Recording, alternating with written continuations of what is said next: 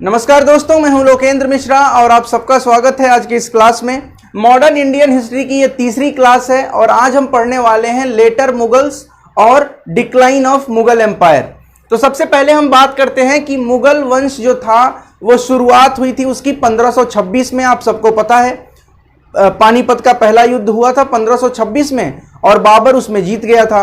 तो 1526 से 1707 ये जो समय है, इसमें जो राजा आते हैं उनको हम ग्रेट मुगल्स कहते हैं। अब इनमें कौन कौन आते हैं? इनमें आते हैं बाबर के बाद आता है हुमायूं, फिर अकबर, फिर जहांगीर, फिर शाहजहां, फिर औरंगजेब। ये जो रूलर्स हैं इनको हम कहते हैं ग्रेट मुगल्स, महान मुगल शासक। उसके बाद औरंगजेब के बाद जो राजा आते हैं, जो मुगल वंश के अगले राजा आते हैं, जो सम्राट हैं, वो उतने ज्यादा योग्य नहीं थे और उनको हम लेटर मुगल्स कहते हैं। तो सबसे पहले हम बात करें औरंगजेब के शासनकाल की, तो औरंगजेब का शासनकाल था 1658 से 1707। आप देख सकते हैं कि लंबा समय था औरंगजेब के पास और इस समय में ही कुछ दिक्कतें आनी शुरू हो गई थी मुगल वंश में। वो दिक्कतें क्या थी, हम सबसे पहले इसको तो जब डिक्लाइन ऑफ मुगल पढ़ेंगे तो उसमें देखेंगे। फिलहाल के लिए आप समझिएगा, औरंगजेब ने अपना सारा ध्यान डेक्कन की तरफ लगा दिया था। डेक्कन का मतलब है भारत का ये वाला हिस्सा जो है, साउथ इंडिया वाला हिस्सा जो है भारत का, ये सब जो हिस्सा है, इधर औरंगजेब ने ज्यादा ध्यान लगा दिया और जो दिल्ली वाला हिस्सा है उसको औरंगजेब इग्नोर करता चला गया। अब चूंकि दिल्ली में ही इनका सेंटर था, एम्पायर का सेंटर जो था वो दिल्ली में था, लेकिन इन्होंने ध्यान दे दिया इधर, तो दिल्ली की गद्दी से लंबे समय तक गायब रहना यह भी एक कारण है। औरंगजेब के द्वारा यह गलती की गई थी जिसकी वजह से मुगल वंश कमजोर होता चला गया। पहला कारण तो यह था। दूसरा कारण यह था कि औरंगजेब की जो ऑर्थोडॉक्स पॉलिसीज थी, जो कट्टर नीतियां थी, उसकी वजह से भी नुकसान इनको होता है। वो अभी हम आगे देखने वाले हैं। फिलहाल हम बात करें कि क्या क्या चैलेंजेस आए मुगल एम्पायर के सामने। तो मुगल एम्पायर के सामने जो चैलेंजेस आए उनमें एक तो चैलेंज ये आया कि उनके पास कोई एबल रूलर नहीं था। एबल रूलर का मतलब क्या होता है? कोई योग्य शासक नहीं था। ऐसा शासक जो पूरे भारत को एक साथ रख सके, ये कोई देखने को नहीं मिला। दूसरी चीज है, इनके सामने चैलेंजेस भी बहुत आई। जब आप कमजोर होते हैं तो आपके ऊपर अटैक भी ज्यादा होते हैं। जो लोग कमजोर होते हैं, आप बीमारी का एग्जांपल लीजिए, अगर आप कमजोर हैं तो आपको बीमारियां ज्यादा आएंगी। तो ठीक वैसे ही चूंकि यहां पे कमजोरी आ गई थी मुगल एम्पायर में, इसलिए अब अटैक करने वाले भी लोग आते हैं। नादिर शाह आता है और अहमद शाह अब्दाली आता है। नादिर शाह 1739 में अटैक करता है, पर्सिया का रूलर रहता है ये, और ये अटैक करता है 1739 में और एक युद्ध लड़ा जाता है जिस युद्ध को हम कहते हैं करनाल का युद्ध। करनाल का युद्ध किसके बीच में लड़ा गया? तो सन 1739 में मुगल एम्पायर और नादिर शाह के बीच में लड़ा गया। काफी सारा पैसा यहां से धन लूट के ले गया। पिकॉक थ्रोन जो शाहजहां का था, मयूर सिंहासन, वो लूट के ले गया और बहुत उसने लूटपाट मचाई। फिर एक अटैक होता है इसका अब्दाली का। अब अहमद शाह अब्दाली का अटैक होता है 1761 में। तो अभी हम देखने वाले हैं इसके बारे में। फिलहाल हम बात करें लेटर मुगल्स की। तो लेटर मुगल्स का मतलब सीधा समझिए, औरंगजेब के बाद जितने राजा आए हैं मुगल वंश के, उन सबको हम कहते हैं लेटर मुगल्स, उत्तर मुगल काल के शासक। अब हम बात करें सबसे पहला कौन है, तो सबसे पहला है बहादुर शाह प्रथम। बहादुर शाह प्रथम जो था वो 1709 से लेकर 1712 के बीच में था और ये सबसे बड़ा पुत्र था औरंगजेब का। अब यहां पे एक दिक्कत है कि औरंगजेब के बाद नहीं और पूरे मुगल वंश में ही कोई ऐसा सक्सेशन का पॉलिसी नहीं था कि कौन राजा बनेगा। राजा का बेटा राजा बनेगा, बड़ा बेटा बनेगा, छोटा बेटा बनेगा, भतीजा बनेगा, चाचा बनेगा, कुछ क्लियर ही नहीं है। तो अब आपस में लड़ाई होती है। तो बहादुर शाह प्रथम जो है वो बनता है अगला मुगल शासक औरंगजेब के बाद। लेकिन याद रखिएगा, ये जो शासक बना है इसने बहुत लड़ाइयां लड़ी हैं, उसके बाद बना है ये शासक, अपने ही भाई को मारने के बाद। आते हैं जहांदार शाह। अब जहांदार शाह जो है ये 1712 से 1713, एक साल का कार्यकाल है जहांदार शाह का। इसके बारे में आपको याद रखना है कि इसने दो काम किया था। एक काम तो इसने किया कि जजिया हटा दिया। अब जजिया क्या होता है? जजिया एक तरह का धार्मिक टैक्स होता है जो गैर मुसलमानों पर लगाया जाता था। उस टैक्स को कहते थे जजिया, मतलब हिंदू वगैरह पे ये टैक्स लगाया जाता था। और उसके बाद इसने शुरुआत की इजारा सिस्टम की। इजारा सिस्टम का मतलब क्या होता है? ये एक लैंड रिफॉर्म है, आप समझ सकते हैं, लैंड रिफॉर्म से संबंधित चीजें हैं, लैंड होल्डिंग। तो इजारा में एक इजारदार नियुक्त किया जाता था, वो जमीन का जो भी रेवेन्यू वगैरह का काम होता था वो करता था। तो एक इजारा सिस्टम और एक जजिया को हटाना और इजारा सिस्टम को लाना, ये काम जहांदार शाह का है। फिर आते हैं फर्रुखसियर। फर्रुखसियर जो है इसका कार्यकाल है 1713 से 1719। इसके बारे में आपको एक बात याद रखनी है कि 1717 में जो फर्रुखसियार फरमान था, याद करिए मैंने पिछले वीडियो में बताया था फर्रुखसियर फरमान, आप फर्रुखसियर कह लीजिए या फर्रुखसियार कह लीजिए, जैसे आपको याद हो, कोई दिक्कत नहीं है। तो फर्रुखसियार फरमान या फर्रुखसियर फरमान 1717 में होता है। इसने ये देता है, एक राइट देता है ब्रिटेन को, जो कि मैंने पिछले क्लास में डिस्कस किया है, आपने नहीं देखा है वहां जाइए। जहांदार शाह को मारता है। यहां देखिए सैयद ब्रदर्स, यहां आपको लिखा दिखेगा सैयद ब्रदर्स का क्या था, ये दो भाई थे सैयद बंधु, ये दोनों एक समय के लिए किंग मेकर बन के उभरे कि राजा बनाने का काम इन्हीं के जिम्मे था। इसने क्या किया, फर्रुखसियर के साथ मिलकर जहांदार शाह को मार दिया। जहांदार शाह मर गया, उसकी हत्या हो गई, तो फर्रुखसियर बन जाते हैं राजा। लेकिन सैयद ब्रदर्स का ये जो धूम चल रहा है, कुछ समय के बाद ये खत्म हो जाएगा। खत्म तब होगा जब मोहम्मद शाह रंगीला बनेगा अगला नवाब। नवाब नहीं, देखिए इसको नवाब नहीं कहेंगे, एम्पायर कहेंगे। तो मोहम्मद शाह रंगीला जो है 1719 से 1748 के बीच में रहता है। जैसा कि नाम से क्लियर है, रंगीला तो रंगबाज आदमी था। तो रंगीला जो था ये 1719 से 48 के बीच में इसने सैयद बंधुओं को मार दिया। सैयद बंधु भी ये गलती कर चुके थे, किसी को मार के राजा बनाया किसी को, तो अंत में जैसा करते हैं वैसा मिल जाता है। सैयद ब्रदर्स मारे जाते हैं। और सबसे बड़ी बात, नादिर शाह का इन्वेशन 1739 में, देखिए 19 से 48 के बीच में इसका राज है।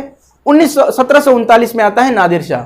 तो याद रखना है नादिर शाह से संबंधित कुछ पॉइंट। नादिर शाह पर्सिया का राजा था जो 1739 में दिल्ली पर आक्रमण करता है, भारत पर आक्रमण करता है। उस समय भारत में मुगल वंश के सत्ता किसके हाथ में है, मोहम्मद शाह रंगीला के हाथ में है। रंगीला रंगबाजी में व्यस्त रहते हैं और रंगीला हार जाते हैं नादिर शाह से।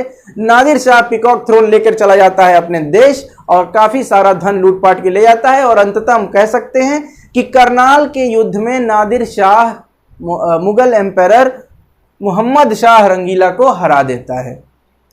फिर आते हैं अहमद शाह 1748 से 1754, ज्यादा इनके बारे में जानना नहीं है। फिर आते हैं आलमगीर सेकंड। आलमगीर सेकंड को भी आपको याद रखना है, 2-3 लोग हैं जिनको याद रखना है। आलमगीर सेकंड का समय है 1754 से 1758। इन्होंने क्या किया था भाई, तो इन्होंने प्लासी के युद्ध में भाग लिया था। प्लासी के युद्ध में भाग लिया था और फिर सही में भाग भी गए थे वहां से। प्लासी का युद्ध जो होता है ये होता है 1757 में, इन्हीं के समय में। और देखिए उसके बाद अब्दाली का इन्वेशन होता है। अब देखिए अब्दाली का इन्वेशन जो है ना वो इनके समय में तो होता ही है। अब्दाली एक बार अटैक नहीं किया, उसने कई बार अटैक किया, तो इसलिए हम कहते हैं कि अब्दाली का इन्वेशन इनके समय में ही होता है। तो ये मत समझिएगा कि 1758 तक है और अब्दाली का ये 1761 वाला आक्रमण। 1761 वाला तो पानीपत का तीसरा युद्ध है, वो हम देखेंगे। लेकिन अब्दाली कई बार अटैक करता है, तो इनके शासनकाल में भी उसका अटैक जारी रहता है। प्लासी के युद्ध में क्या हुआ था अगले वीडियो में पढ़ने वाले हैं। शाहजहां सेकंड 1758 से 59 के बीच में। फिर आते हैं शाह आलम सेकंड 1759 से 1806 के बीच में। इनके साथ क्या होता है, इन्हीं के समय में पानीपत का तीसरा युद्ध लड़ा जाता है, थर्ड बैटल ऑफ पानीपत सन 1761 में। लेकिन समझिएगा पानीपत के तीसरे युद्ध में मुगल वंश हिस्सेदार नहीं था, यानी मुगल वंश ने यह युद्ध नहीं लड़ा। तो किसने लड़ा, अहमद शाह अब्दाली और मराठाओं के बीच में युद्ध होता है 1761 में पानीपत के मैदान में। उसको हम कहते हैं पानीपत का तीसरा युद्ध।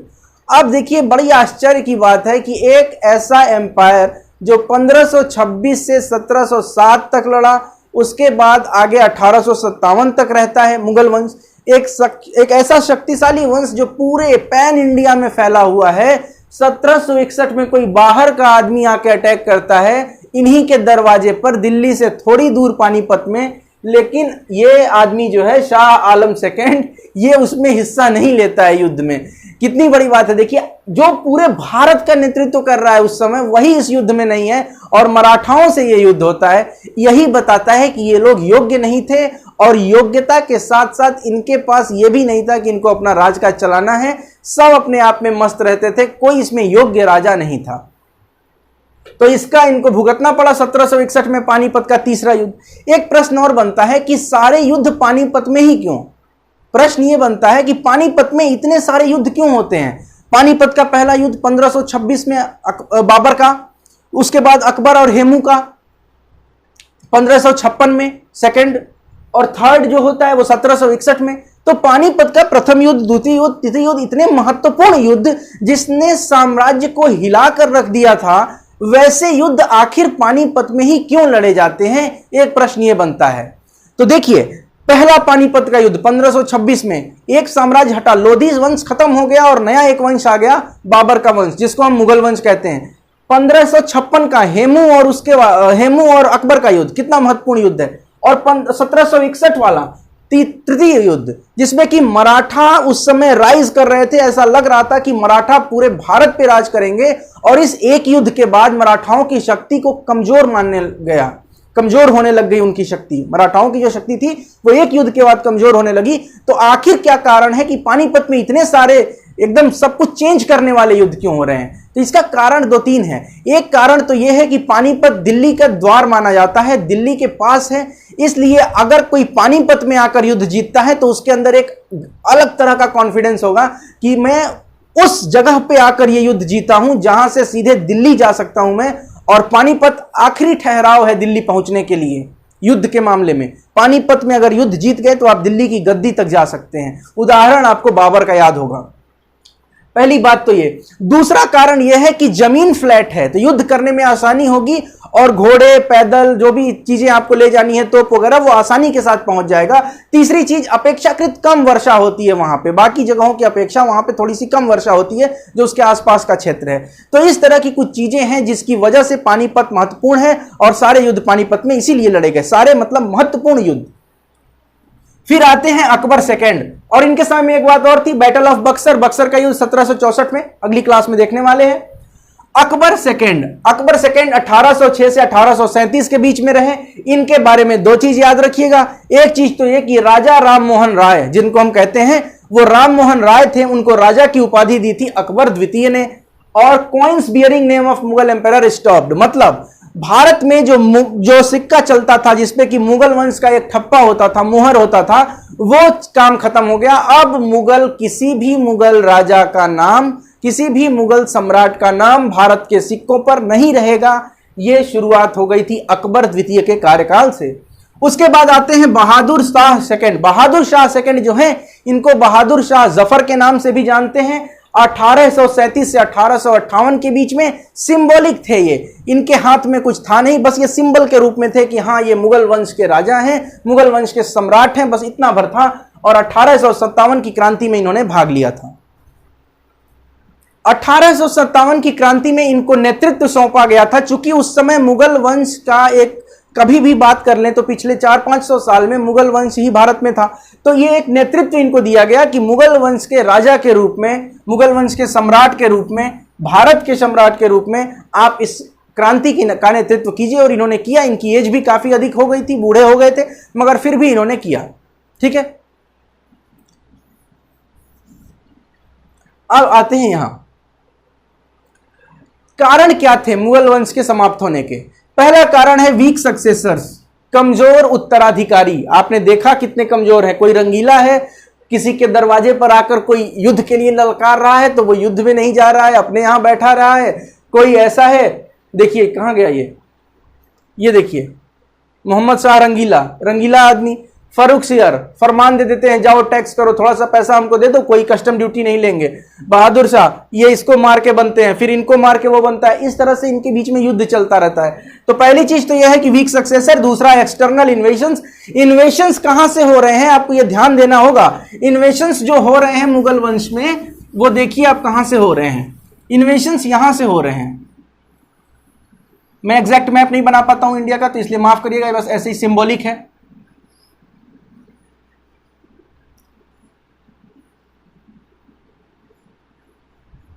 देखिए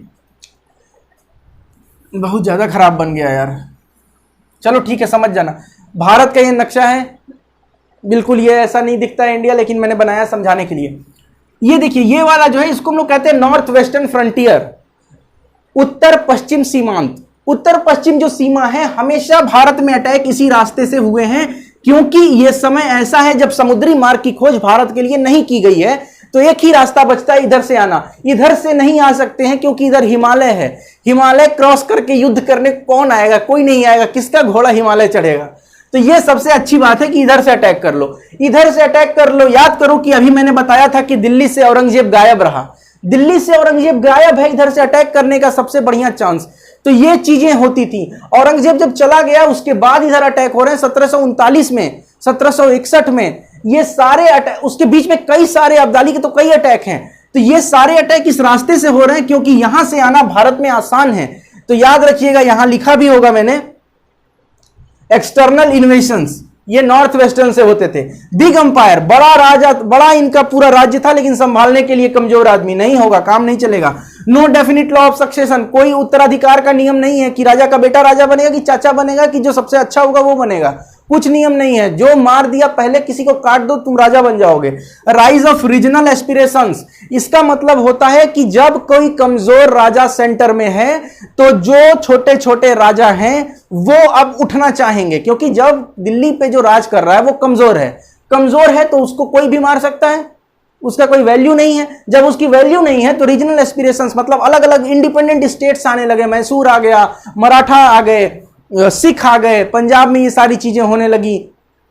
क्यों हो रहा है ये सब? क्योंकि कमजोर राजा है तो अब सब लोग अपना राजा बनेंगे, सब जिसको मन है वो राजा बनेगा। इकोनॉमिक डिक्लाइन, अब ये लोग ये देखिए इधर जितने भी हैं सब कमजोर हैं, तो ये ढंग से देश की अर्थव्यवस्था भी नहीं चला सकते थे।